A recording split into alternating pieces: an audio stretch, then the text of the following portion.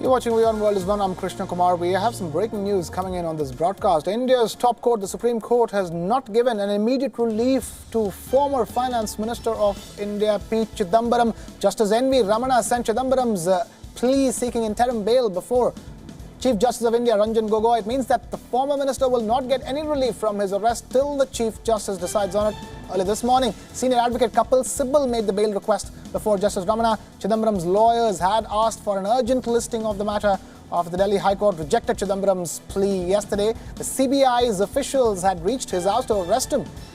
The High Court said that Chidambaram seems to be the kingpin and a key conspirator in the case and needs to be interrogated in custody in order for the investigation to be effective. Chidambaram has been missing since then. He is facing arrest in what is dubbed the INX Media Case, in which he is accused of facilitating foreign investment in a media company as the finance minister in the Congress-led UPA government at the instance of his son Karti Chidambaram, who allegedly received kickbacks for his role. The Enforcement Directorate and the CBI have now issued a lookout notice for Chidambaram, and we have our political editor Kartikeya Sharma joining us on the broadcast with more details. Kartikeya. You see, it's it was a suspenseful day. It was a day of where Chidambaram thought that he might get some reprieve or relief from the court, which did not happen. Earlier in the day, the lawyers Kapil Sibal, Salman Khurshid, they went to the court of Justice Ramana, saying that they would like the court to hear the case. Justice Ramana said that the matter will have to be heard by the Chief Justice of India, and he will not take it up. Now, look at the irony of the fate.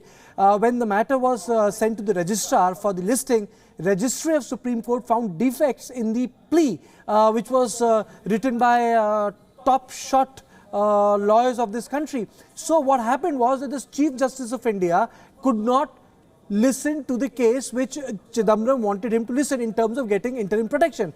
So what happened was that the lawyers had to again go back to the court of Justice Ramana. And look at the irony, delicious irony. Ramana said, yes, I know that there was a problem and the matter was not listed for the CGI because there was defect in the plea, but I will not listen to this plea without being listed. There cannot be an urgent hearing without it being listed for me. And he refrained from hearing the plea. Not only he refrained from hearing the plea, he refused to give interim protection to former Union Finance Minister P Chidambaram, who has become very vulnerable now. He has been missing from last night. Lookout notices have been given, which means he can be arrested any time now. He has no legal protection. Supreme Court has not gone into the case, which means that they will again have to move the judiciary tomorrow. So it becomes now a moral issue. Should a former Union Finance Minister be running away from law like this?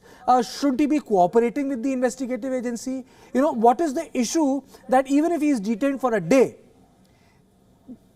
court will be given the time and there will be adequate opportunities on part of the lawyer to listen to or to push his case. But right now the issue has become so complicated that the former union minister is absconding. The client says he is not, but his phone is switched off.